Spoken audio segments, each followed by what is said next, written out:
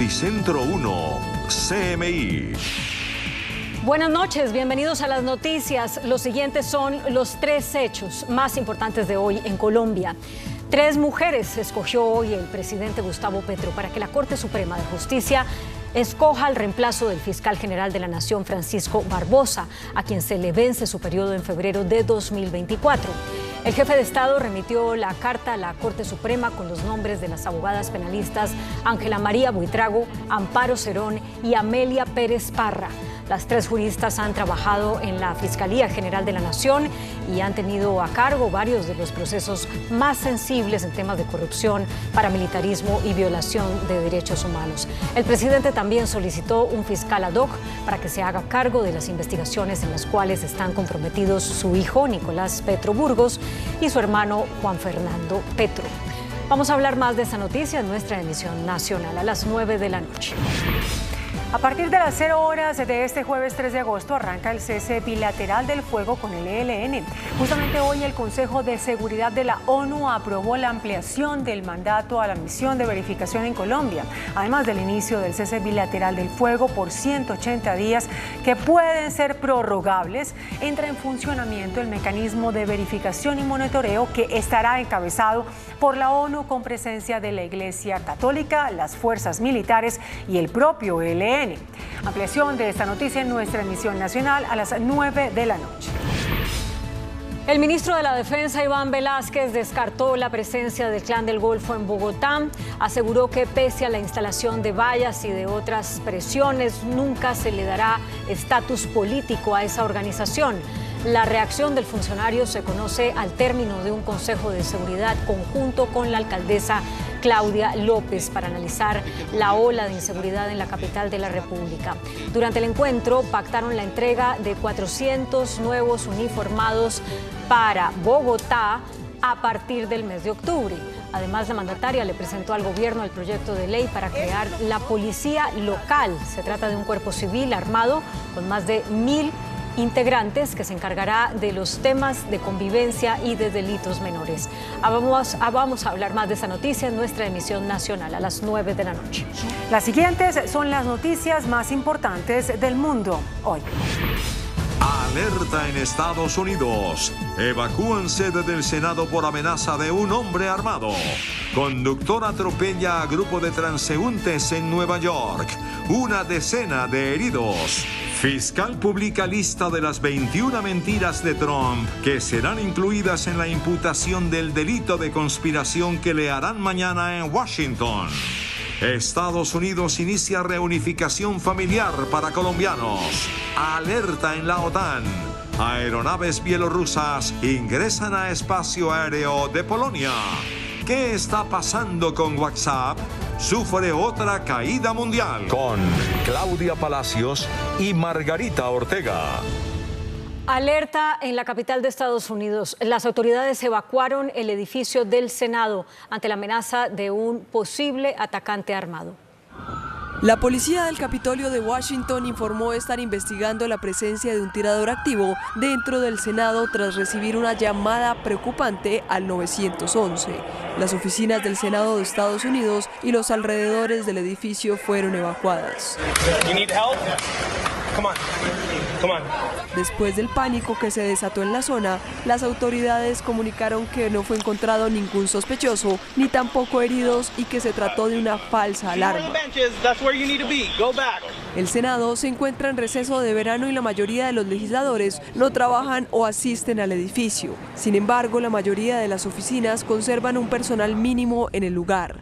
También hay docenas de trabajadores en cafeterías cercanas, así como en puestos de seguridad y personas que realizan tareas de mantenimiento. El anuncio de la falsa alarma se dio después de bloquear los accesos a los túneles subterráneos que conducen al Capitolio y asegurar el área. También en Estados Unidos y en medio de una persecución en Manhattan entre la policía y un sospechoso, el hombre embistió a un grupo de transeúntes. Más de 10 personas resultaron heridas. Un hombre que conducía una camioneta SUV robada atropelló a un grupo de peatones en una acera mientras huía de la policía, en una concurrida calle de Manhattan, cerca del Grand Central Terminal, hiriendo a 12 personas. El vehículo golpeó a un ciclista y a un taxi, luego subió a una acera y atropelló a los peatones mientras hacía un giro en U en Lexington. Después condujo en sentido contrario por esa misma avenida y chocó contra otro vehículo de frente. La policía aclaró que ninguno de los heridos corrió peligro de muerte y que la peor lesión le ocurrió a una joven que sufrió una fractura de tobillo. Asimismo, fueron golpeados menores de edad.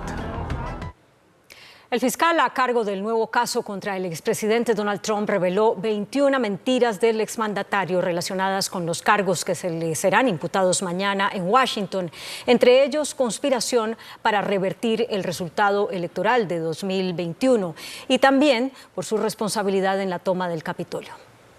El fiscal especial Jack Smith dijo que el ataque del 6 de enero de 2021 contra el Capitolio de Estados Unidos fue alimentado por mentiras contadas por el expresidente Donald Trump. En la acusación de 45 páginas se habla de 21 mentiras dichas por el exmandatario, aunque eso no se acerca a la totalidad del enorme catálogo de afirmaciones falsas de Trump sobre las elecciones.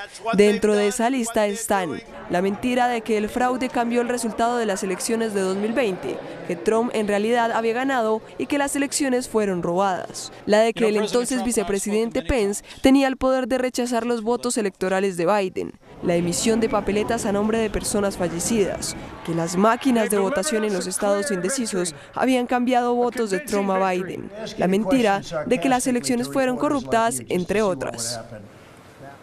Estados Unidos dio inicio al proceso de permisos humanitarios de reunificación familiar para colombianos. Momento de encrucijada. El embajador de Colombia en los Estados Unidos, Luis Gilberto Murillo, reveló que ya se inició el proceso de emisión de invitaciones de permisos de permanencia temporal del programa de reunificación familiar para los ciudadanos colombianos. El diplomático explicó que los colombianos que han resultado elegibles en dicho programa recibirán un permiso con el que podrán permanecer hasta 3 años en Estados Unidos, mientras esperan su visa de inmigrante. Igualmente, estas personas que han solicitado dichos permisos tendrán la posibilidad de solicitar una autorización de empleo para poder trabajar por un determinado periodo en Estados Unidos. Rusia bombardeó la capital de Ucrania y la región de Odessa usando drones iraníes. Atacó infraestructuras civiles y volvió a destruir un silo repleto de granos ucranianos. Los ataques de Rusia contra ciudades ucranianas no cesan.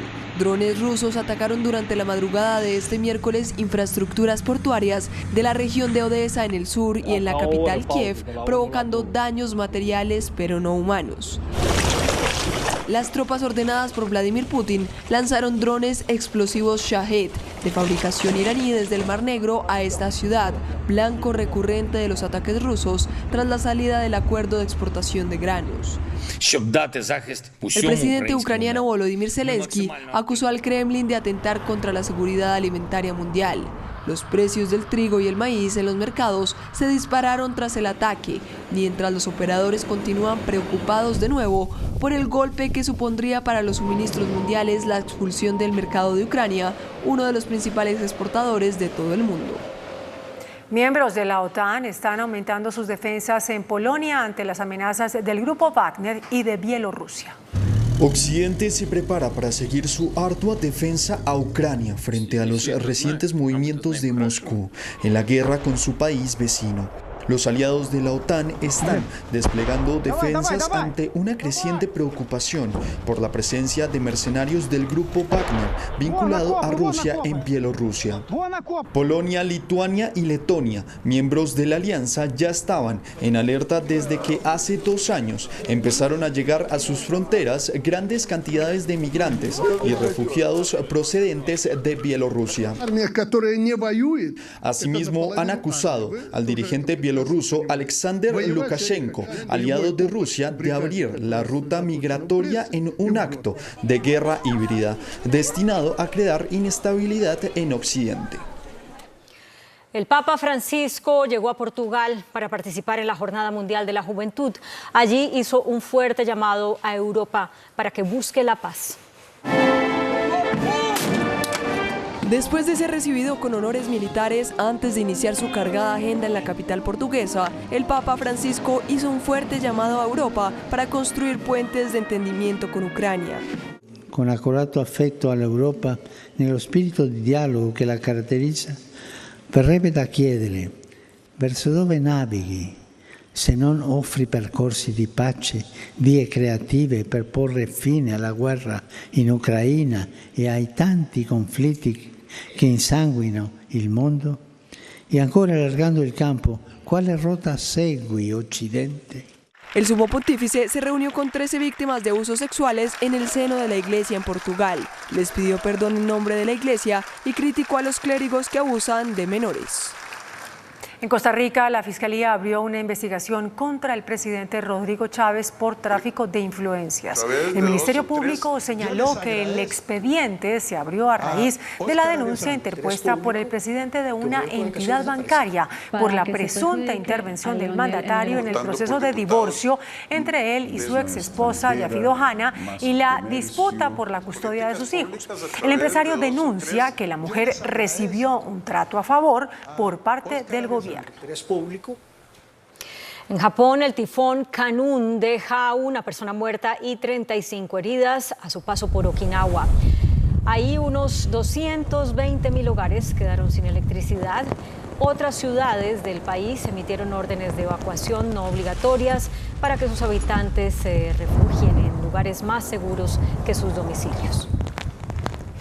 Durante una hora, usuarios de WhatsApp reportaron fallas en la aplicación. Este hecho ocurrió en gran parte del mundo. Según el sitio web de Down Detector, el 57% de los usuarios reportó fallos en el envío de mensajes, 24% en la aplicación del celular y el 18% en el sitio web. La caída se une a la que ocurrió 2 semanas antes y que duró casi una hora. Uruguay comenzó a utilizar drones para trasladar insumos médicos de urgencia con el propósito de salvar vidas. El Hospital Estatal de Tacuarembó está utilizando aeronaves no tripuladas comandadas a control remoto para trasladar leche materna, medicamentos y muestras de sangre, entre otros materiales biológicos e insumos médicos. Tacuarembó es el departamento más grande de Uruguay, con más de 15.000 kilómetros cuadrados. Su tamaño y topografía repleta de ríos y mesetas generan dificultades para trasladar insumos o personas. Ese desafío es precisamente el que este dron de 3 metros de envergadura, capacidad de carga de 15 litros y autonomía de 15 kilómetros pretende resolver. Al trasladar muestras de sangre, sueros, equipos de reanimación vascular y medicamentos, está reduciendo en más de 1/3 el tiempo de traslado, ya que hay enfermedades que son tiempo dependientes y la velocidad de traslado es fundamental para salvar una vida. Una opción que se pretende llevar a toda América Latina. Hola, muy buenas noches, bienvenidos a Entrevistas Canal 1. Recuerden que este es el horario habitual de Pregunta Yamid, nuestro director Yamid Amat. Hoy el invitado es el exministro de Estado Jaime Alberto Cabal, presidente de la Federación Nacional de Comerciantes FENALCO. Doctor Cabal, buenas noches. Muy buenas noches, Gerardo, un placer saludarlo y obviamente a todos los televidentes. Los televidentes, si ustedes han visto las entrevistas de Yamid Amat con el general Naranjo, el vicepresidente de la República, es director de la Policía Nacional, con Pablo Beltrán, quien llegó a Bogotá precisamente para participar mañana en la instalación del Comité de Participación de la Ciudadanía en el proceso de paz con el ELN. Balance del primer año del gobierno del presidente Gustavo Petro. El balance que usted hace de este primer año que se cumple el 7 de agosto, el lunes próximo, ¿cuál es? Bueno, hay mucha tela, digamos, que cortar de largo y de ancho. Yo creo que es un balance que hay que hacerlo en todo un contexto. Resumiendo, desde el punto de vista del sector que represento, creemos que el gobierno queda en deuda en este primer año y tiene un balance que no le favorece. Digamos que sin desconocer aciertos importantes, que es necesario, como en todo gobierno, todavía este primer año no pasa el examen. Pero el llamado o el mensaje al presidente y al gobierno es que, como en las carreras largas de ciclismo, nunca se define en la primera semana la vuelta. y todavía le quedan 3 años al gobierno para recapacitar, para reconstruir, para corregir, para ser mucho más inclusivo con los colombianos. Yo creo que el gran problema que ha tenido el gobierno es que esa gran promesa que hizo el presidente Petro cuando se posesionó el 7 de agosto de gobernaré para todos los colombianos y procuraré la unión, no se ha cumplido. Yo creo que ahí es donde ha radicado el gran problema, y es que ha sido un gobierno poco inclusivo con todos los sectores y un gobierno que de alguna manera ha gobernado con un sesgo ideológico muy marcado. Usted ha sido crítico del gobierno Petro, sobre todo del tema de las reformas, pero también lo vimos celebrando un acuerdo que fue calificado como histórico en relación con el salario mínimo, el de la vigencia de 2023, y lo hicieron desde el aeropuerto Catana, acompañado por el presidente, la ministra Gloria Inés Ramírez y otros dirigentes gremiales, cuando usted era presidente del Consejo Gremial precisamente. Sí, Gerardo, eso demuestra que en los gremios siempre estamos dispuestos a buscar concertación, a buscar caminos de diálogo, de acuerdos, cuando somos incluidos. En el caso de la Comisión de Concertación Laboral, pues es un mandato constitucional y digamos que ahí sí o sí nos tenemos que encontrar. Y todos pusimos muy buena voluntad y pudimos encontrarnos en un muy buen acuerdo. Si eso mismo se aplicara y se siguiera aplicando, por ejemplo, para tenernos en cuenta en las reformas y en las iniciativas gubernamentales, yo creo que los resultados serían distintos. Lamentablemente, y lo vimos en la reforma laboral, pues no fuimos tenidos en cuenta nuestros puntos de vista y la reforma se hundió en esta primera instancia. Ojalá se corrija el camino en la presentación de la segunda parte, digamos, ahora por parte del Ministerio del Trabajo. Usted dice que el gobierno se rajó en este primer año, aunque es una carrera de 4 años. ¿Por qué?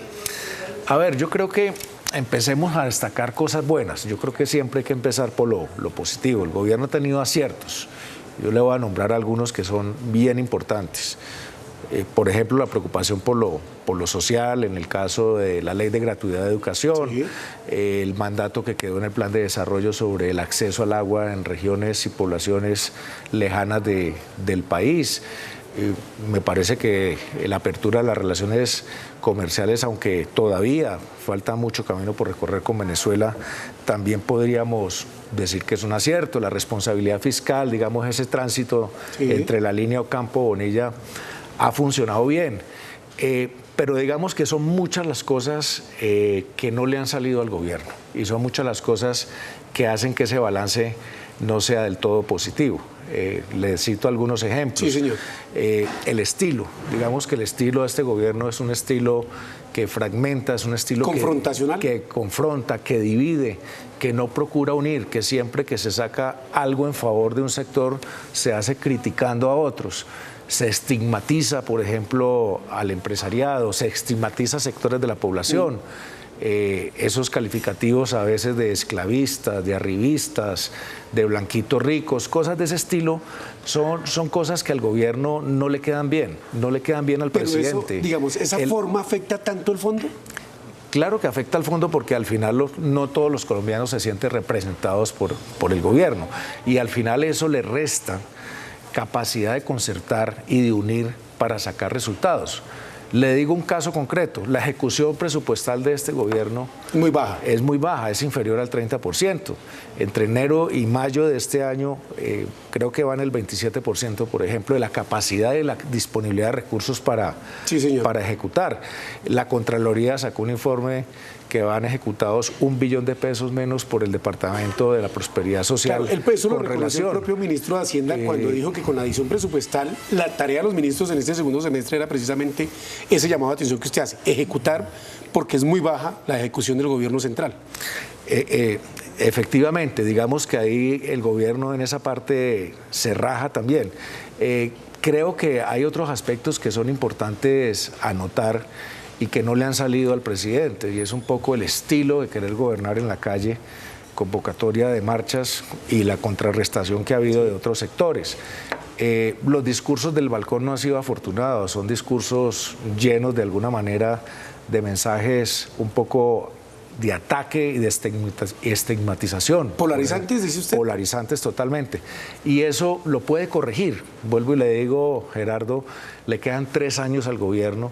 Podría hacer todo un replanteamiento en materia de una gran convocatoria nacional de unos acuerdos mínimos necesarios para el país, pero que todos se sientan incluidos. Es que aquí hay sectores que no nos sentimos incluidos. El caso del comercio, que es el sector que más género le emplea, más empleo genera en Colombia. Finalmente no somos un sector incluido en el gobierno. Y le digo una cosa, las cifras del DANE no mienten. Si uno mira el consorcio del sector comercio está generando más de 7 millones de empleos de los 23 millones, el 32%. ¿Esos son empleos formales? 1 de cada 3 empleos los genera el comercio. ¿Formales? Empleos formales, por supuesto. Entonces, hay que ser mucho más inclusivo y no hay que ser, digamos, tan exclusivista. Y lo otro, que me parece que hay una gran preocupación de todos los colombianos donde no le ha ido bien al gobierno, es en materia de seguridad. El incremento de la inseguridad ciudadana, el incremento de la inseguridad en las carreteras. Lo estamos viendo, que parecen películas de terror, como lo que pasó en la Ruta del Sol, como lo que ha pasado en el Cauca y Nariño, los bloqueos de las vías. Con machete parando a los camioneros. Bueno, ese tipo de cosas el pueblo colombiano siente que ahí el gobierno le está quedando grande la seguridad. ¿Sí? Y le está quedando, y permítame, Gerardo, le complemento, en el manejo de los bloqueos, en el respeto por la autoridad y la defensa de los derechos fundamentales de muchos colombianos que son vulnerados por unos pocos y no hay autoridad para que se defienda esos derechos fundamentales de los colombianos. Miren los bloqueos, aquí 2 personas, 1 persona, 5 quieren parar una vía, quieren bloquearla y hasta que no llegue una comisión del gobierno, o sea, las vías de hecho están prevaleciendo sobre el respeto de los derechos de los colombianos. Pero eso mismo sucedió en el gobierno anterior. Pero muy diferente, porque fue un gran paro nacional, fue una gran convocatoria, pero es que si usted analiza en lo que va corrido de este gobierno, la cantidad de bloqueos en vías y carreteras ha sido extraordinario y la vulneración de la propiedad privada también. O sea que ahí yo creo que también hay un tema de deuda del gobierno con los colombianos que ojalá se pueda corregir hacia los próximos 3 años. Señor, el general Naranjo dijo, haciendo unos reconocimientos, también fue crítico con la labor del presidente Gustavo Petro, también con las formas, que había que recordar de dónde venía el presidente Gustavo Petro y que resaltaba mucho el respeto por las instituciones. ¿Usted lo ve así también? Yo creo que la expectativa que se tenía de este gobierno de izquierda, digamos, pudo haber generado mucho más temor entre los colombianos al comienzo del mandato, pero ha salido a florecer precisamente ese gran valor que tiene la democracia colombiana, muy diferente a la de otros países, que fue el caso de lo que no pasó en Venezuela, y es que tenemos una institucionalidad muy sólida. Institucionalidad, por ejemplo, en el Congreso de la República, así no funcione del todo bien. Hay institucionalidad en las altas cortes, en los organismos de control, la Procuraduría, la Fiscalía, la Contraloría, por ejemplo, de alguna manera están funcionando. Los gremios somos parte de esa institucionalidad y los gremios señalamos sin tapujos cuando creemos que una política del gobierno es equivocada o cuando creemos que un proyecto de reforma no va por el buen camino, como lo hemos dicho en el caso de la reforma laboral y en la reforma de la salud, por decir algunos ejemplos, o lo dijimos. Entonces yo creo que esa institucionalidad de alguna manera ha generado un equilibrio sano para que de alguna forma este primer año de gobierno el país haya seguido adelante. Y yo le voy a decir un valor muy grande que la gente no ha percibido y que es bueno recordarlo. En gran parte este país sigue adelante por la fuerza, el talento y la voluntad de los emprendedores y los empresarios colombianos, que le siguen apostando a Colombia. No se han llevado el dinero, no se han llevado el capital, han diversificado, es cierto, inversiones en otros países, pero le siguen apostando. Seguimos abriendo negocios, seguimos expandiendo tiendas y seguimos generando empleo. Mire, le doy también el cuadrito aquí, el chancuco. Mire lo coyuntural y lo increíble de las cosas que pasan en el país. El comercio viene cayendo dentro de esa desaceleración económica. Ahora hablamos de la desaceleración de la economía. Viene cayendo en los primeros 5 meses del año. Y resulta que quien le está dando la mano a la generación de empleo son 325.000 nuevos puestos de trabajo que hubo en junio, cuando el comportamiento de junio ha sido uno de los peores comportamientos en ventas en lo que va corrido. ¿Por qué? Porque seguimos apostándole a este país, seguimos apostándole a generar empleo y a seguir expandiendo y a seguir invirtiendo. Y precisamente esa es una muy buena noticia, la reducción del índice de empleo, el más bajo en los últimos 5 años, que se bajó a un dígito. Eso es una muestra clara del compromiso del empresariado colombiano con este país, y es una muestra clara que cuando la economía viene bien como venía en el 2022, sí, tiene capacidad para generar empleo y para crecer esa generación. Por eso es que nosotros llamamos la atención, mucho ojo con la nueva reforma laboral, el nuevo proyecto de reforma laboral. No nos vamos a tirar ese buen comportamiento del empleo que tenemos poniéndole obstáculos y más costos a la generación de empleo.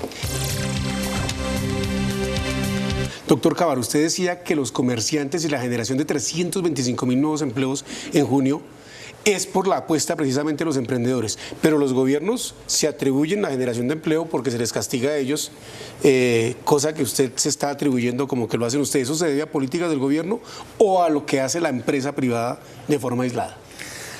Mire, el gran generador de empleo de este país es el empresariado, y cuando nosotros hablamos del empresariado es para quitarle ese término, esa narrativa odiosa que se ha generado contra los empresarios, que aquí es tan empresario el dueño de un banco como el dueño de una panadería de barrio, o de una ferretería, o de un almacén de confecciones. Todos son empresarios, el 97% de empresarios de ese país son micro, pequeños y medianos. Ese talento, esa fuerza, es la que de alguna manera sostiene el empleo en el país.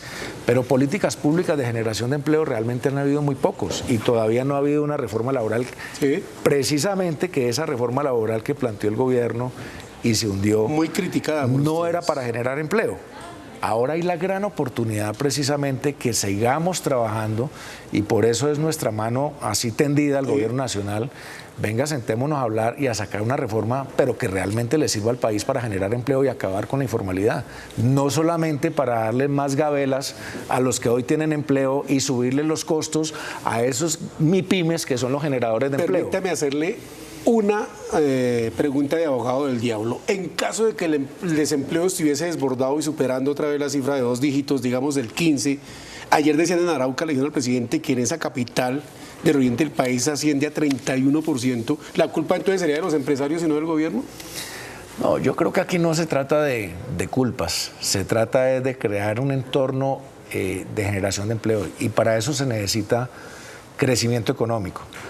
Y el crecimiento económico de este año no va bien, va en 1,68 apenas a mayo. Lo que pasa es que venimos con una inercia muy grande del pasado. Con viento de cola. Por eso tenemos que cuidar mucho la generación de empleo y apostarle a regiones donde todavía el empleo es muy alto. Usted acaba de dar un ejemplo, pero yo le digo, señor, entre las 13 ciudades, Quibdó, 26.7% de desempleo, y yo me pregunto, ¿qué hace el gobierno para bajar el desempleo en Quibdó o para estimular la creación de empresas en Quibdó? Señor.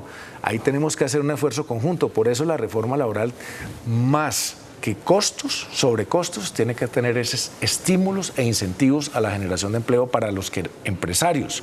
Pero cuando hablamos de empresarios, no nos imaginemos las grandes empresas. Miremos todas esas micro, pequeñas, ese tejido empresarial de cualquier ciudad de Colombia. Hagamos ese análisis, doctor Cabal. ¿Qué es un microempresario? ¿Es cuántos empleos? ¿1, 2, 3? Normalmente un microempresario es el que trabaja en la propia generación de su empleo, y máximo 2, 3 o 4 empleados. Hay una ley, ¿no? Sí. Que es la ley de MIPYME, donde hay unos rangos entre generación de empleo, activos, ventas, pero normalmente son empresarios que viven prácticamente, digamos, una miscelánea. Su trabajo, una miscelánea, o una carpintería, una peluquería, o un pequeño taller de confecciones, una carpintería, una peluquería, así. Es decir, una tienda de barrio es una microempresa. ¿Un mediano empresario cuántos empleos? Un mediano empresario normalmente es el que genera más o menos entre 250.000 y 1.000 empleos. 250. 250, perdón, sí. Y 1.000 empleos. Y un gran empresario de 1.000 para adelante. De 1.000 para adelante, y que tiene un nivel de ventas mucho más grande que los rangos que maneja la MIPYME. Ahí está una ley, no me sé los datos de memoria, sí, pero están los rangos establecidos. Doctor Cabal, usted decía que hay unas cosas feas del gobierno. Usted dijo lo bonito, lo feo. Lo dijo usted. Yo no lo he dicho. Claro que como la película, ¿no? Lo bueno, lo malo y lo feo. Sí. Hay cosas, digamos, y Yamí decía un término que también me gustó mucho en la primera entrevista al general Naranjo, discutibles. Sí. Y yo creo que podemos hablar un poco de eso. Yo creo que cosas feas, los escándalos. Yo creo que eso no solamente le ha molestado al presidente, le ha molestado al gobierno, le ha molestado a todos los colombianos. Son unos escándalos mediáticos, digamos, como cuando se llega al poder sin estar preparado, entonces todo el mundo quiere mirar a ver qué hago. Y especialmente pues el lamentable caso del hijo del presidente que no, por supuesto no nos alegramos, pero que es un escándalo que no deja bien parada a la misma Colombia en el exterior. El escándalo que pasó con su secretaria privada, que pasó con el embajador de Venezuela, y otra serie de cosas que están allí, que ojalá la justicia tenga rápidamente claridad sobre los culpables y le caiga el peso de la ley a ellos. El estilo de gobierno no es bonito, es un estilo, vuelvo y digo, el estilo de comunicación, es un estilo de gobernar más con anuncios por Twitter que con ejecución, es un estilo, como digo, con una narrativa de confrontación, de dividir, de polarizar. Eso se puede corregir, es que son formas que se pueden corregir. Yo creo que no ha sido del todo bien clarificado el norte hacia dónde va el tema de la paz. Todos queremos el tema, sí señor, llámelo paz total, paz definitiva, como lo quiera llamar, pero deja mucho que desear las formas que se han utilizado en el manejo de temas de seguridad, en el manejo de temas de narcotráfico, en el manejo igualmente de acuerdos con bandas criminales. Entonces ahí hay cosas feas, digamos, que de alguna manera no gustan a la mayoría de los colombianos. 11 cambios en el gabinete ministerial ha hecho el presidente Gustavo Petro en menos de un año de gobierno. 12, con el de hoy. Con el de hoy, 12. 12, 9 viceministros y 2 secretarios. No, 11 porque la ministra Ariza ya había salido, entonces son 11 los relevos. ¿Eso genera incertidumbre? 9 viceministros y 2 secretarios cercanos. ¿Eso genera incertidumbre? Eso genera de que no tiene un equipo estable, que no ha podido formar un equipo estable y un equipo competente, con todas excepciones. Digamos que ahí yo creo que también se raja el gobierno. Normalmente gobiernos con estabilidad en los gabinetes, con un equipo, digamos, con mayor experiencia y con trabajo de equipo. Aquí uno observa que no hay trabajo de equipo. Muchas veces la cartera de Hacienda o el titular de la cartera de Hacienda, el ministro, piensa diferente, como ocurría con la ministra de Minas, o piensa distinto al ministro de Comercio. Es decir, aquí falta una unidad de equipo y un norte común. Es lo que uno siente, donde también creo que se raja el gobierno. No hay un norte común, concepto de gobierno de equipo, sino bandazos de un lado y bandazos del otro. Hablemos de un tema que nos afecta a ustedes los comerciantes y a todos los colombianos de forma positiva o negativa, dependiendo lo que se llama comprar productos del exterior, pues se nos abaratan. Y si vamos a vender, pues recibimos menos, es por la bajada del dólar. Cuando estaba cerca de 5.000 pesos le echaban la culpa al presidente Petro. Hoy la culpa es de quién, porque baje el dólar a menos de 4.000 pesos. Sí, yo creo que el país tiene que corregir eso, de buscar culpables o no. Hay que buscar son razones.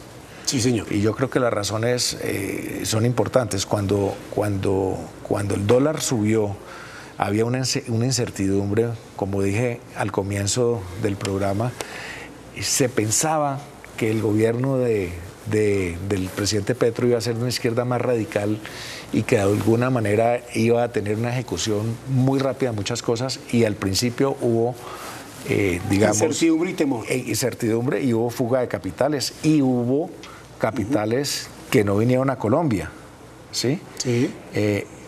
Eso obviamente genera menos ingreso de dólares y menos oferta, de la divisa. Mayor precio, encarecimiento de la divisa.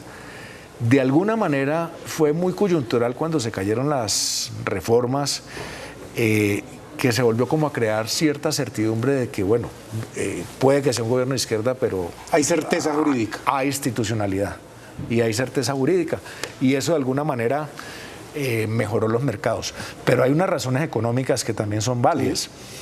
La inversión extranjera directa viene creciendo bien, al 27%, Pero uno mira esa inversión extranjera de 7.520 millones de pesos en lo que va corrido el año, y resulta que el 84% corresponde a inversión en el sector de minas y petróleo. Por supuesto, minería legal y petróleo. Que es un sector que el presidente... Que paradójicamente que es un sector... Quiere que haya una transición. Que se quiere desactivar. Mucho ojo con eso, porque ¿de dónde vienen esas divisas que están ayudando a controlar el precio del dólar? En gran parte de la inversión extranjera, en gran parte del incremento del 27% de las remesas de colombianos que se fueron de Colombia y que hoy envían a sus familiares recursos producto de su trabajo. Ese ha sido un rubro bien importante. El otro rubro, y perdóname, lo digo con toda clareza, es que definitivamente sigue entrando recursos del narcotráfico porque no hay una política de combate contra, digamos, el narcotráfico efectiva en este momento. Porque si usted mira, las exportaciones cayeron el 10.1% a mayo, más de 20.600 millones de pesos. Entonces uno dice, ¿por qué el dólar está barato? Por todas esas razones. ¿Cómo cree usted que va a terminar el gobierno Petro? Yo espero y quisiera, como creo que la mayoría de los colombianos, que termine bien. Pero para que termine bien tiene que rectificar el camino. Yo creo que queremos y nos imaginamos un gobierno mucho más humilde, un gobierno mucho más dialogante, más inclusivo. ¿De mayor concertación? De mayor concertación, menos sesgo ideológico, más argumentos económicos, más argumentos técnicos y más argumentos sociales en la toma de decisiones. Y nos imaginamos que si el gobierno corrige ese camino en estos 3 años, yo creo que puede terminar mejor de lo que ha empezado este primer gobierno. Acuérdese que las vueltas ciclísticas se ganan en la última semana y no en la primera. Doctor Cabal, dice el presidente Gustavo Petro que un gobierno del cambio, como él lo define, fue elegido para precisamente cambiar las cosas y no acoger un programa de centro, por ejemplo, cuando dijo la salida de los 3 ministros de centro, Cecilia López, José Antonio Campo, Alejandro Gaviria, y decía, porque esto es un gobierno de cambio. ¿Eso que usted dice chocaría con esa posición del presidente? No, porque usted puede mantener, digamos, su línea de gobierno de izquierda, digamos, pero moderada y concertada dentro de iniciativas que no le hagan daño al país, sino que le den beneficio. Vuelvo y le digo, me pareció excelente lo de la ley de gratuidad de educación. Es una cosa que se puede hacer y que todo el mundo la coge sin problema, pero es que hay otras cosas que nos identificamos en el qué hacer. Todos estamos de acuerdo en combatir la pobreza, pero de pronto no nos identificamos en el cómo, o falta concertación para decir, esto lo podemos hacer de esta manera conjuntamente. Doctor Jaime Alberto Cabal, la última. Usted es un hombre de números y de cifras. De 1 a 10, ¿cuánto le pone al gobierno Petro? Esa es una pregunta bien complicada y le voy a responder. Esa es la pregunta del millón, que la dejamos para el próximo programa.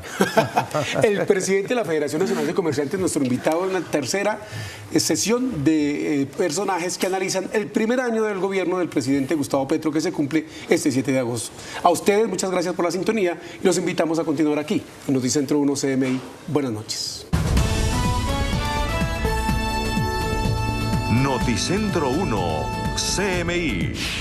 Presidente Petro se anticipa y envía terna para elegir fiscal integrada por mujeres. El jefe de Estado pide designación de fiscal ad hoc para investigar a sus familiares. Presidente de la Corte Suprema dice que el fiscal lo elegirán los 23 magistrados de ese tribunal. Fiscalía pedirá cárcel para el hijo del presidente Nicolás Petro. Misión de la ONU verificará cese del fuego con ELN que inicia esta noche. Asesinan patrullera en Neiva y capturan sicarios. Medidas por ola de crímenes en Bogotá, anuncia alcaldesa y ministro de Defensa. Se agrava crisis por bloqueo en la Ruta del Sol. Levantan protesta en la Panamericana. El literato Juan David Correa es el nuevo ministro de Cultura. Consumo de mezcla de fentanilo y heroína alarma a las autoridades. Economía reporta superávit al cierre de mayo, revela ministro de Hacienda. Con Claudia Palacios y Margarita Ortega. Iniciamos nuestra segunda hora de noticias. Aunque faltan 6 meses para que el fiscal Francisco Barbosa termine su periodo, el presidente Gustavo Petro se anticipó a enviar a la Corte Suprema de Justicia la terna para elegir a quien sucederá a Barbosa. La integran las abogadas penalistas Ángela María Buitrago, Amparo Cerón y Amelia Pérez. El jefe de Estado también pidió la designación de un fiscal ad hoc para que se haga cargo de las investigaciones que comprometen a miembros de su familia. La carta con la terna para fiscal fue entregada por el secretario general de la Presidencia, Carlos Ramón González, al magistrado Gerson Chaverra, vicepresidente de la Corte Suprema de Justicia. Dijo el presidente Gustavo Petro en su cuenta de Twitter: he escogido 3 mujeres con profunda experiencia en el derecho penal y en el ejercicio de su vida profesional como fiscales para integrar la terna para designación de fiscal general de la Nación. Las 3 tienen un común denominador. Todas arriesgaron su vida por defender los derechos de los seres humanos en el peor momento del genocidio desatado en Colombia. En la carta remitida a la Corte Suprema de Justicia, el presidente Gustavo Petro también pidió un fiscal ad hoc para que adelante las investigaciones que comprometen a miembros de su familia, su hermano Juan Fernando y su hijo Nicolás Petro Burgos. Ángela María Buitrago, esta abogada de la Universidad Externado de Colombia, entre 2008 y 2010, fue fiscal delegada ante la Corte Suprema de Justicia. Durante su gestión acusó a los generales Jesús Armando Arias e Iván Ramírez y al coronel Alfonso Plazas Vega por la retoma cruenta del Palacio de Justicia. También se distinguió por sus investigaciones para desmantelar los vínculos políticos con el paramilitarismo. La jurista Buitrago Ruiz es magíster en Derecho Penal y doctora en Derecho y Sociología de la Universidad Externado. La abogada boyacense Amparo Cerón es especialista en Derechos Humanos y en Administración Pública. Con una trayectoria de 30 años en la Fiscalía General, fue delegada ante el Tribunal Administrativo de Bogotá y en su cargo en la Unidad Anticorrupción estuvo al frente de investigar el escándalo de Odebrecht. Fue noticia en 2019 cuando, estando en Chile, sufrió un accidente que la dejó en coma por varios días. Ese incidente fue asociado con un posible atentado que nunca fue comprobado. En 2020 renunció por diferencias con el actual fiscal general Francisco Barbosa por el manejo precisamente del caso Odebrecht. La otra abogada incluida en la terna por el presidente Gustavo Petro para fiscal general de la Nación es Amelia Pérez Parra, quien se destacó durante su carrera como fiscal de derechos humanos por sus investigaciones de las masacres de El Aro y Trujillo y por desnudar los nexos de los grupos paramilitares con miembros de la fuerza pública. Para proteger su vida, en 2003 debió salir del país hacia Canadá, en donde está exiliada. Las amenazas en su contra fueron atribuidas a las indagaciones contra militares y los entonces comandantes paramilitares Carlos Castaño y Salvatore Mancuso. No se tiene conocimiento. Son unos profesionales excelentes, las 3 penalistas, las 3 con experiencia en la Fiscalía General de la Nación, y es sin duda una manifestación del cambio. Tener una terna de solo mujeres para la Fiscalía General de la Nación es algo que yo creo que todos recibimos con beneplácito. Si la Corte Suprema de Justicia decide, una de estas 3 mujeres será el reemplazo de Francisco Barbosa, quien culmina su periodo en febrero de 2024. El presidente de la Corte Suprema de Justicia, Fernando Castillo, advirtió que todas las condiciones están garantizadas para la elección de la próxima fiscal general de la Nación.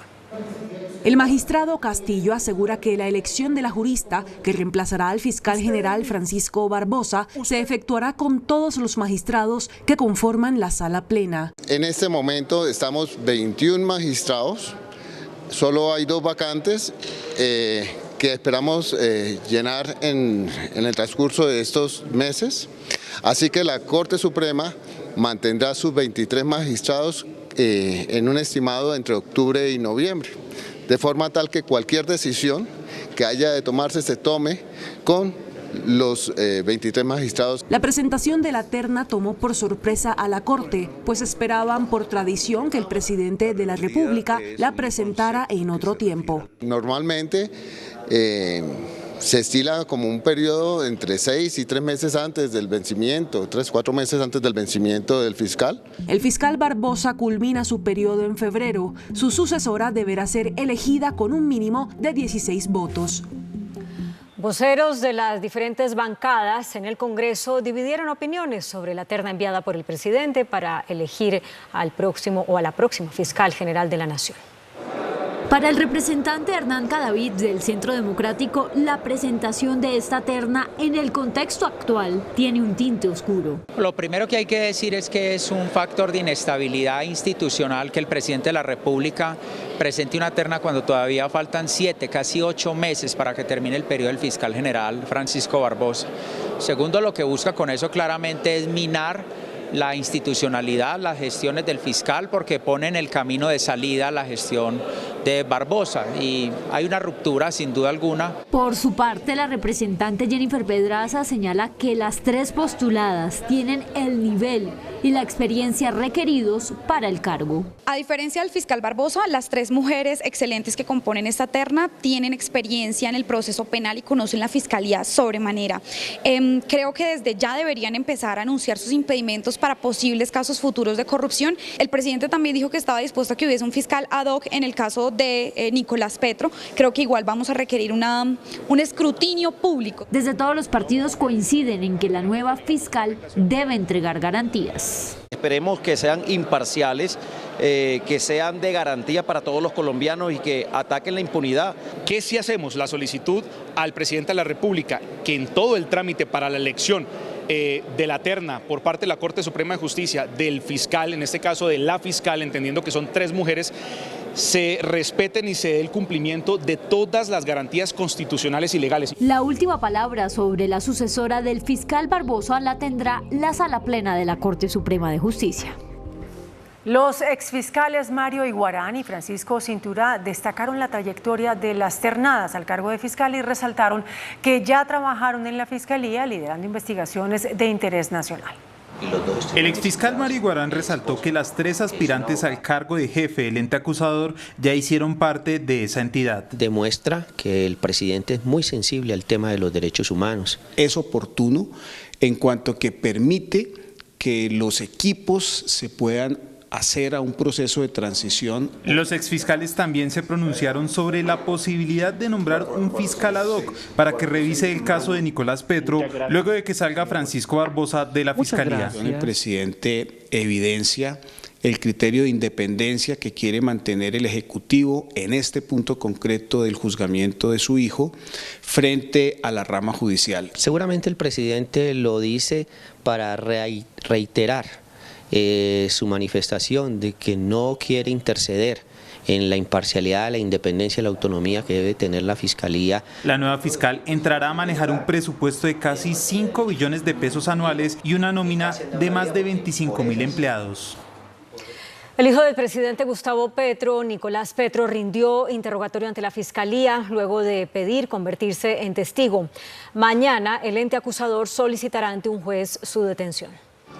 Nicolás Petro declaró hoy ante el fiscal Mario Burgos sobre el manejo de millonarias sumas de dinero en la costa, caso que llevó a su captura por lavado de activos. Hoy entregó nuevos nombres. Este jueves la Fiscalía solicitará la detención de Petro, que inicialmente sería en centro carcelario. Sin embargo, para su protección, la Fiscalía podría solicitar su reclusión en un centro especial o incluso evaluar una detención domiciliaria. Nicolás Petro aspira a tener inmunidad total y lograr un principio de oportunidad por los delitos de lavado de activos y enriquecimiento ilícito, luego de que la Fiscalía lo acusara de recibir más de 1.000 millones de pesos que no pudo justificar. A las 0 horas de este jueves 3 de agosto arranca el cese bilateral del fuego con el ELN, que será monitoreado por las Naciones Unidas y la Iglesia Católica. Justamente hoy el Consejo de Seguridad de la ONU aprobó la ampliación del mandato a la misión de verificación en Colombia. Además del inicio del cese bilateral de fuego por 180 días, que pueden ser prorrogables, previo acuerdo de la mesa de diálogos, entra en funcionamiento el mecanismo de verificación y monitoreo que estará encabezado por la ONU y la Iglesia Católica. La verificación de la ONU, la presencia de la Iglesia, los componentes de fuerzas militares y de guerrilla comienzan ya a tener la posibilidad de detectar en qué lugares se están presentando problemas, corregirlos a tiempo, prevenir que haya situaciones graves. Si hay situaciones que deban ser puestas en conocimiento, como por ejemplo secuestros, retenciones de personas, etcétera, inmediatamente se deben comunicar al mecanismo. Precisamente como una muestra del apoyo de la comunidad internacional a la paz de Colombia, los 15 países que integran el Consejo de Seguridad de Naciones Unidas aprobaron prorrogar el mandato de la misión de verificación en el país, no solo para el cese del fuego con el ELN, sino de cara a la posibilidad de cumplir la misma misión en los diálogos y cese de fuego con el llamado Estado Mayor Central de las FARC. Al mismo tiempo, hoy por primera vez se sentaron los 81 miembros del Comité de Participación, que serán los encargados de determinar la participación de la sociedad en la construcción de paz. Una acontecimiento inédito para realizar un diagnóstico sobre los problemas del país y permitir la construcción de una agenda de transformaciones. El gobierno y las fuerzas militares investigan un plan pistola en contra de la policía. Una patrullera fue asesinada en las últimas horas. Luto en la Policía Nacional. En plena vía pública fue asesinada la patrullera Paula Cristina Ortega Córdoba, de 28 años, mamá de un niño de 8 años, en la ciudad de Neiva, en el departamento del Huila. En este video quedó registrado el momento exacto en el que fue ultimada por sujetos que se movilizaban en moto y que luego le robaron su arma de dotación. La víctima fue impactada en 5 oportunidades. Las autoridades investigan si se trata de un plan pistola por parte de las disidencias de las FARC, pues analizan audios donde ofrecen hasta 4 millones de pesos por matar policías. La inteligencia está al frente de estos temas para verificar sobre su autenticidad. En un comunicado, la policía también envió un mensaje a todos los uniformados. Anticiparse, prevenir y mitigar los hechos violentos que puedan generarse en algunas zonas priorizadas y de orden público del país. En medio de un plan candado fueron capturados los 2 sicarios que atentaron contra la joven patrullera. El ELN entregó a una misión humanitaria de la Defensoría a un agente de policía que mantenía en su poder. Se trata del intendente Luis Alberto Gómez Olivar, comandante de la estación de Génova en Nariño, quien estaba en poder del ELN desde el pasado 29 de julio. La Iglesia Católica, la Cruz Roja participaron en la operación. Varios puntos de Bogotá amanecieron con pancartas alusivas a las autodefensas gaitanistas de Colombia. A través de un comunicado, este grupo reconoció como propia esa actividad. Intimidación, opresión. Estos son los pendones que fueron colgados de varios puentes de la ciudad con mensajes alusivos a las denominadas AGC. Al igual que las pintas que fueron hechas en las fachadas de 5 barrios de Ciudad Bolívar, las AGC continúan su presión en busca de un reconocimiento político en un eventual diálogo con el gobierno. Estatus que ya fue descartado totalmente por el comisionado de paz Danilo Rueda. Un reconocimiento de estatus político es imposible. A través de un comunicado, este grupo dice que continuamos con nuestra disposición a dialogar con las instancias oficiales autorizadas para hacer realidad el sueño colectivo de una Colombia en paz, con justicia social y en donde quepamos todos sus hijos. El ministro de Defensa, Iván Velásquez, descartó la presencia del Clan del Golfo en Bogotá y aseguró que nunca se le dará estatus político a esa organización. También anunció, junto con la alcaldesa Claudia López, medidas de seguridad para la capital. Al término del Consejo de Seguridad en Bogotá, el ministro de Defensa, Iván Velásquez, descartó la presencia del Clan del Golfo en la capital, pese a las vallas que aparecieron en diferentes puntos de la ciudad. Esta es más una actividad publicitaria en su intento de que el gobierno nacional les dé un estatus que jamás se les va a conceder. No existe Clan del Golfo en Bogotá. Gracias, señor ministro, por no darle reconocimiento político a criminales y narcotraficantes. Eso es lo que son y como tal los tenemos que perseguir. En el Consejo Conjunto hablaron del déficit de policías en la capital. En este momento tenemos 16.500 efectivos de la Policía Nacional en la metropolitana de Bogotá. Eso es lo que tenemos hoy.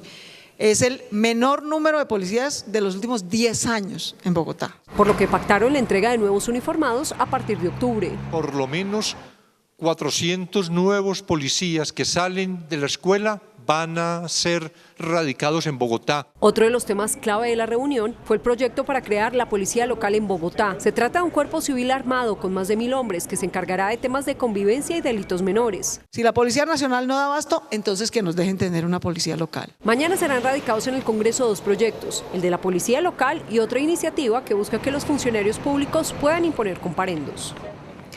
A través de un audio reapareció Iván Márquez, jefe de la llamada Segunda Marquetalia.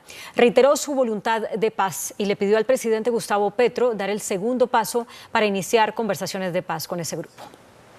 Así inicia el audio del jefe de la Segunda Marquetalia a sus tropas. Abel Antonio no muere todavía, Abel Antonio muere cuando Dios lo necesite. Espero con estas palabras disipar algunas dudas.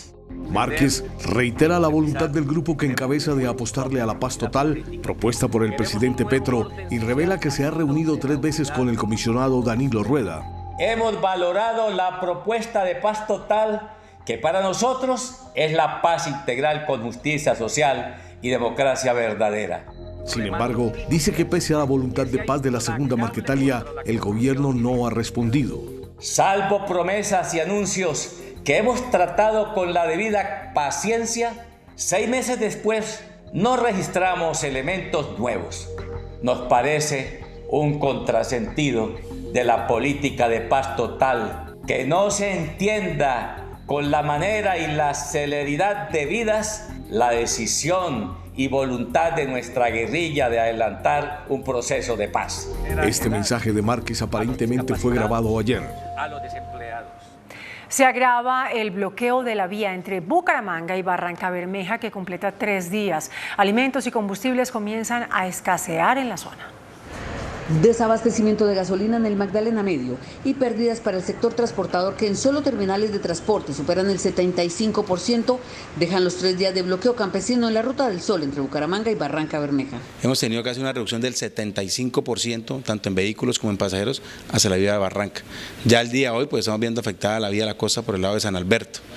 Ya las empresas han empezado a sentir cierres viales, han afectado a la economía de las empresas. La Defensoría del Pueblo llamó a las partes a buscar una solución urgente. Le hacemos un llamado a la ANI, al INVIAS y a la Gobernación de Santander para que de manera urgente y pronta concerten, se resuelvan las dificultades de orden jurídico y se le pueda dar una solución a las peticiones de la comunidad. Durante la mañana, la vía Bucaramanga-La Costa a la altura de San Alberto también presentó bloqueos campesinos que fueron levantados. La movilidad se ha triplicado en el sector, generando largas filas y demoras para el transporte de carga. Toda la red hospitalaria del Magdalena Medio fue declarada en alerta naranja. Agricultores y transportadores llamaron la atención del gobierno para que garantice la seguridad en las vías y evite bloqueos. Esto es un caos y se le está saliendo al gobierno de las manos la seguridad en las carreteras de nuestro país. En varias regiones del país, los productos y alimentos se han quedado represados por los múltiples bloqueos, una situación que se repite día a día. Desde los gremios hacen un llamado al gobierno. Y ya las comunidades, entonces nos vamos a tener que aguantar todos los colombianos que alguien tiene una insatisfacción y bloquea una carretera y le viola el derecho a la movilidad, le viola el derecho al trabajo, le viola el derecho a la alimentación a cientos de miles de colombianos. Que se suman a los innumerables cierres viales, ya sea producidos por avalanchas, derrumbes de tierra o problemas de infraestructura vial. Conclusión. Para el cierre de julio estábamos contabilizando más de 400 bloqueos a nivel nacional. Solo el día de ayer teníamos 6 bloqueos de manera simultánea. A través de este comunicado, los transportadores piden que el ministro de Defensa salga del cargo. Bloquear las carreteras del país sigue siendo un delito y está establecido en el Código Penal. Entonces hoy el llamado es a que las autoridades de policía, que el Ejército Nacional, que el comandante inicial de estas autoridades de policía y de ejército, que es el ministro de Defensa, tomen cartas en el asunto para que estas situaciones no se sigan dando en perjuicio de la competitividad y la economía nacional. Solo hoy se reportaron 5 bloqueos en las vías nacionales, 2 en La Guajira, 1 en Cauca, otro en Santander y 1 en Sucre. Tras una reunión con voceros del gobierno, se logró un acuerdo para que los indígenas del Cauca levantaran el bloqueo sobre la vía panamericana. Luego de 48 horas de bloqueo de la vía panamericana, se logró un acuerdo entre las comunidades indígenas de Tierra Adentro y el gobierno nacional y se dio apertura nuevamente al tránsito vehicular.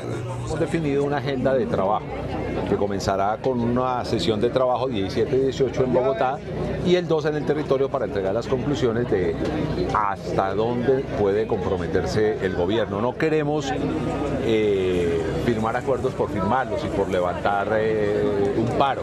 La comisión mixta, conformada por los nativos y delegados del gobierno nacional, estará enfocada en priorizar a las familias que requieren una vivienda y un predio donde trabajar. Sale ya lo que tiene que ver la mesa técnica para todo el trabajo que se viene, agenda de trabajo con el tema de viviendas, tierra y el reconocimiento como tal del movimiento. A esta hora hay tráfico lento en la vía panamericana mientras las comunidades esperan en la madrugada volver a sus territorios, esperando pronto el cumplimiento del acuerdo firmado en Piendalinda, municipio de Piendamó. El literato y docente Juan David Correa es el nuevo ministro de Cultura designado por el presidente Petro. Habló de sus retos.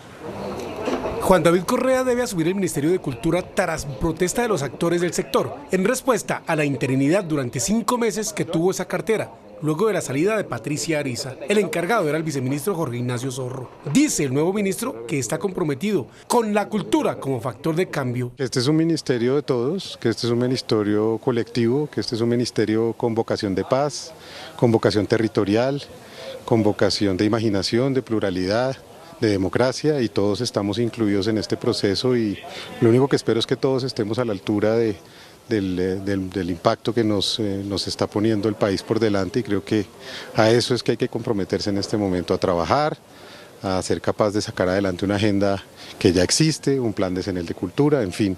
Hay una hoja de ruta, hay un trabajo de gestión cultural en este país muy importante. Juan David Correa era editor de la editorial Planeta, multinacional española, que se negó a publicar un libro de la periodista Laura Ardila, libro sobre la familia Char de Barranquilla. El presidente Gustavo Petro salió en defensa de los jóvenes capturados durante las protestas que paralizaron al país en 2021. Dijo que siguen en prisión porque la sociedad dejó de movilizarse.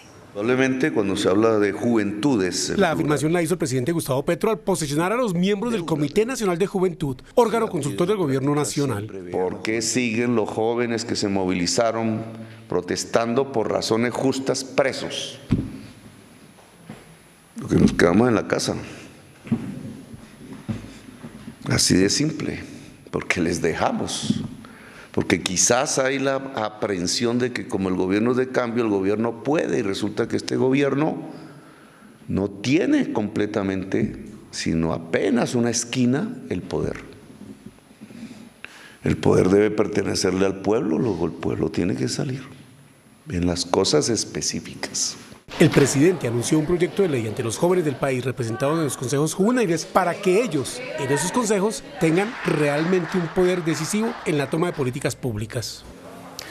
La policía antinarcóticos alertó por el aumento en el consumo de fentanilo mezclado con heroína, una combinación que puede resultar mortal. Mezcla mortal. En Colombia algunos están combinando fentanilo con heroína. El resultado podría ser la muerte. Aquí en Colombia, hasta el momento se ha encontrado el fentanil que está siendo mezclado con heroína. Y aún en ese sentido, el incremento de la potencia que se puede generar es alta, y es por eso la alerta que se genera al respecto. En 7 departamentos se han incautado cientos de unidades de ampolletas de fentanilo. En lo que va corrido del año 2023, ha podido encontrar más de 1.300 productos, dentro de los cuales se ha encontrado la presencia de la sustancia fentanil. En Bogotá se consume masivamente. Los escenarios dentro de los cuales se pueden encontrar en las calles, en las discotecas, en la rumba a nivel general. Claro que sí, es la forma como he suministrado este tipo de sustancias. 6 personas se han intoxicado este año por el consumo de fentanilo. Las autoridades capturaron a 3 oficiales y un patrullero de la policía señalados de presuntos vínculos con el narcotráfico. 4 policías al servicio de la mafia. Es la historia de 3 mayores y un patrullero de la Policía Nacional capturados en las últimas horas por presuntamente favorecer a peligrosos narcotraficantes del país. Estarían evitando controles en vías del Cauca y Putumayo para que pasaran la droga. Además, se enrumbaban con cabecillas donde planeaban negocios millonarios por la venta de cocaína, según investigaciones. Con dolor de patria, pero con el firme propósito de hacer de la honestidad el más importante de los lineamientos institucionales, culminamos investigación propia que compromete a 3 mayores y un patrullero en actos que mancillan honor policial. Deberán responder ante la justicia. Las fiestas a las que asistían los policías los dejaron en evidencia. En ocasiones pedían permiso en la institución para estar en eventos de alto nivel. Los uniformados pertenecen a la DIJÍN, Interpol y a la Policía Antinarcóticos. La presencia de una delegación del Parlamento israelí en la plenaria del Senado provocó un duro debate entre senadores de izquierda y de derecha. Yehiel Moshe Troper encabezó la delegación de Israel ante el Senado de Colombia, que ofreció ampliar la agenda de cooperación entre los 2 países. Colombia es una de las חברות הקרובות של ישראל באמריקה הלטינית, ואת הקשר הזה אנחנו מוכרחים להעמיק, ליצוק בו תוכן ולעבוד יחד על נושאים משותפים שעל סדר היום שלנו. Al discurso del parlamentario israelí le respondió la senadora Clara López, quien aseguró que el gobierno de derecha de Benjamín Netanyahu irrespeta a la Corte Suprema y al pueblo palestino. Y que auspician que se siga colonizando la ribera occidental, sacando a los palestinos de sus derechos al territorio ancestral. El senador J.P. Hernández reprochó los comentarios de Clara López. Hoy entiendo el irrespeto por parte de esta senadora izquierda al pretender atacarlos y criticarlos. Ellos hoy tienen a Colombia arrodillada ante la criminalidad y los buenos corriendo y asustados. El senador Humberto de la Calle respaldó a Clara López y criticó lo dicho por J.P. Hernández. Es que decisiones, como lo dijo la senadora Clara López, que no creo que deba tratarse de manera despectiva por lo que dijo. Lo que está ocurriendo hoy es que el gobierno de Israel está menoscabando las facultades de la Corte Suprema de Justicia que ejerce el control constitucional en Israel. Al final, la delegación parlamentaria y el embajador israelí se despidieron con abrazos del senador J.P. Hernández. Dirigentes del Pacto Histórico explicaron que la citación al gabinete ministerial en pleno es para que el gobierno presente al Congreso sus verdades y avances sin pasar por filtros de medios de comunicación o de dirigentes interesados en desfigurar los logros del primer año del presidente Petro. Tanto en plenaria de Senado y Cámara como en comisiones de las dos corporaciones se realizarán los debates a los ministros promovidos por la propia bancada del gobierno, el Pacto Histórico. Nosotros no estamos diciendo que no se haga control político a nuestro gobierno, nosotros mismos lo vamos a promover y si hay fallas en nuestro gobierno también lo vamos a decir. La diferencia con nosotros es que somos capaces de hacer autocrítica. Así que nos parece que los ministros, nuestros funcionarios, deben venir aquí a rendirle cuentas al país a través del Congreso de la República. Los congresistas gobiernistas advierten que no se trata de fuego amigo contra los ministros. No, ningún fuego amigo. Simplemente yo creo que es el intercambio de opiniones entre el Parlamento y también el Ejecutivo en procura de que las cosas se hagan lo mejor que se puede. El senador Alexander López aseguró que no hay mala ejecución en el presupuesto, sino el cuidado para que no caiga en manos de corruptos. En Bogotá, la policía evitó el linchamiento de un presunto ladrón. Minutos después, el hombre cayó de la patrulla que lo transportaba. Dos delincuentes fueron linchados con piedras y palos por la comunidad en el caño del barrio El Tintal después de que intentaron robar a un domiciliario. ¡Para que se les quite! Al lugar llegaron varios uniformados capturando al delincuente y protegiéndolo del ataque. Resulta como afectado, como víctima, un menor de 17 años, el cual le hurtan su bicicleta y en ese momento la reacción de la misma ciudadanía fue lograr ubicar a este delincuente y comenzaron a golpear. Más adelante el capturado cayó de la patrulla de la policía en medio de una curva.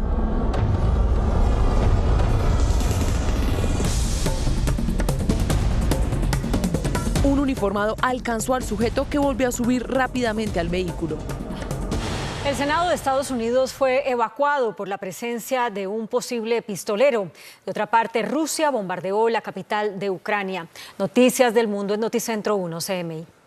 La policía del Capitolio de Washington, D.C. está investigando la presencia de un tirador activo dentro del Senado tras recibir una preocupante llamada al 911. Las oficinas del Senado de Estados Unidos y los alrededores del edificio fueron evacuadas. Sin embargo, todo se trató de una falsa alarma.